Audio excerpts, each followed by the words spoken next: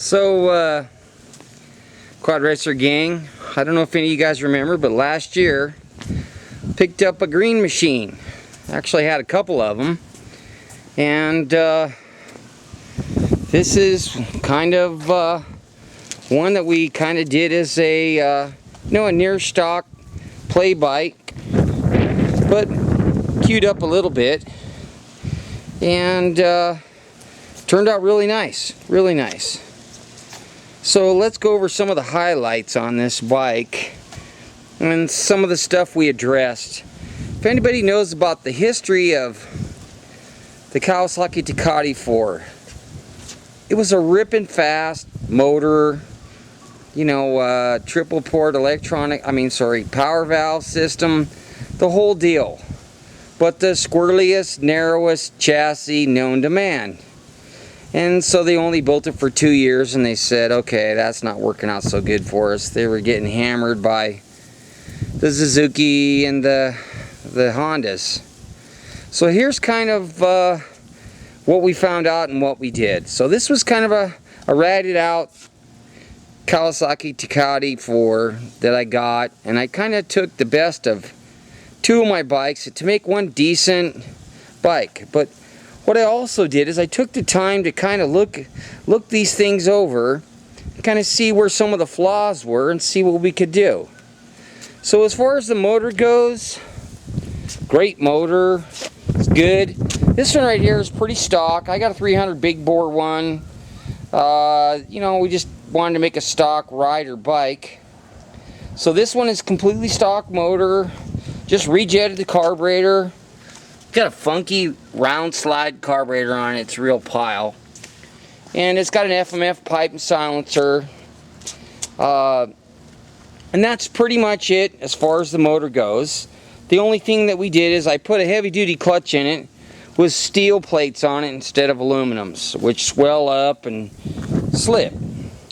So that's pretty much it. And then we kind of cleaned it up. Put some Renthols on it, got rid of the extra crap that was on here. And, we even restored it right down to this funky little Cowie headlight. Yep, this thing even works. Yep, so that's kind of cool, it's different. And did a nice seat cover on it. Just clean, had custom graphics made. The original Tecate emblems, but I had them done in silver, in chrome, and black. And then I made a little aluminum cover for where the radiator check would be. Still, this thing still has original shifter sequence thing on it, all that stuff. In the back, I had Tecate 4, I had those made, and in chrome and black. But in the 4, it's chrome blue and chrome. So that turned out really cool. Just cleaned up the back end of the bike, painted a few things, did some stitching on the plastic.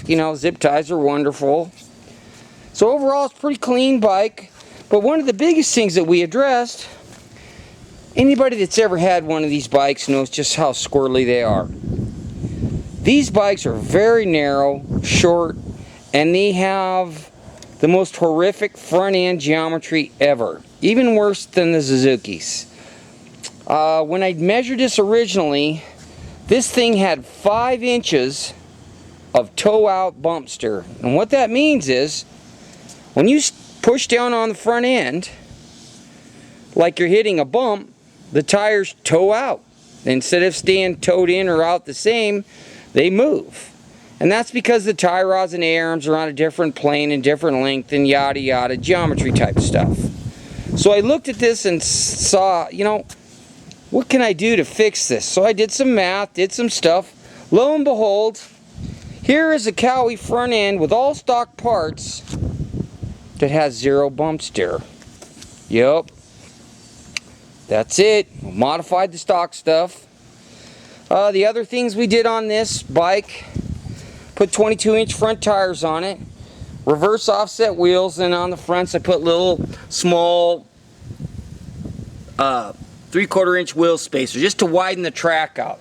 And on the rear, what we did is we got some deep dish offset 10x9 wheels with turf tamers.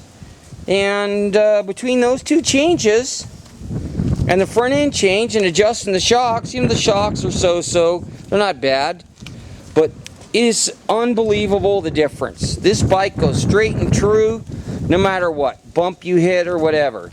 The other thing we did, and this is kind of a weird thing, believe it or not, an LT250R chain buffer almost fits perfect on the bottom and around the swing arm and the whole deal.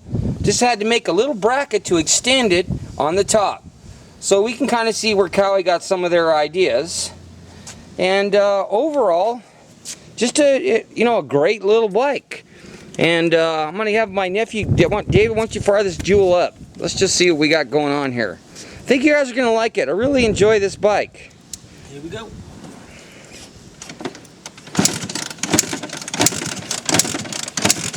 And he's turned the choke on even though, oh, he forgot to turn the ignition on. They start better with the ignition on. Go ahead, David. Yeah,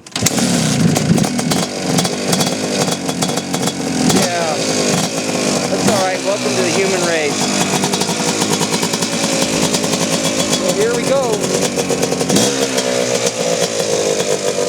That's your old school Cowie right there.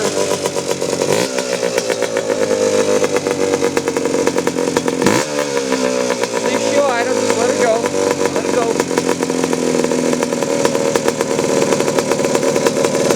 So, you know, we tuned and jetted this thing and all that happy stuff. And really, it's a pretty cool running bike. And we zipped it around. But I thought you guys would enjoy a little something, a little different. And yeah, with this, so we tested it, and you know, this thing's just a zipping, bitchin' little bike. I mean, these things are really light. This thing's as light as a 250 quad racer, just as light, and really has a ripping motor. You know, with an FMF pipe, it's not a beast, but the power is broad, and this thing runs awesome. I have no complaints. This thing, like if you get your basic 250R Honda, you know, stock for stock, this thing will hammer it. Just because it's so light and the front end geometry is now fixed. You know, and that's something you have to hand it to the engineers at Honda. They made a bike without those flaws. And that's why everybody raced them, and that's why they were so successful. And so kudos to them. But this just goes to show that just like the Suzuki's, once you figure out the flaws, they can be fixed without a whole change of life. So anyways, this baby's heading out to Johnson Valley. In fact, this is my nephew's ride. This is it. So we're going to be out riding, and this baby's going. Hope you enjoyed it, and we'll talk to you soon.